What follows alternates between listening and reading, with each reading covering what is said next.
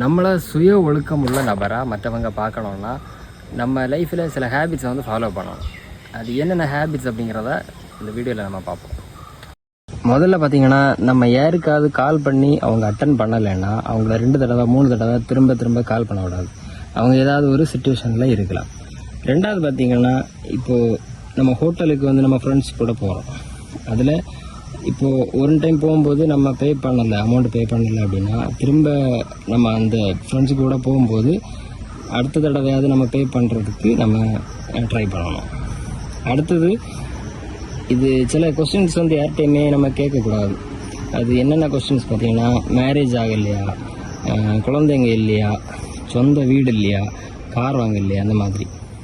இது நம்மளோட பிரச்சனை இல்லை தானே, இது அவங்களோட பிரச்சனை. ஸோ இப்போ ஒரு 2 பேர் டிஸ்கஸ் பண்ணிகிட்டு இருக்கோம். ஒருத்தங்க பேசும்போது நம்ம வழி மறைக்கக்கூடாது. அவங்க பேசி முடிச்ச அப்புறம் நம்ம வந்து பேசலாம். பார்த்தீங்கன்னா, நம்ம ஃப்ரெண்ட்ஸ் கூட சேர்ந்து நம்ம கிண்டல் அடிக்கும்போது நம்ம கிண்டல் அடிக்கிறது அவங்களுக்கு பிடிக்கல அப்படின்னா நம்ம திரும்ப அவங்கள வந்து கிண்டல் பண்ணக்கூடாது.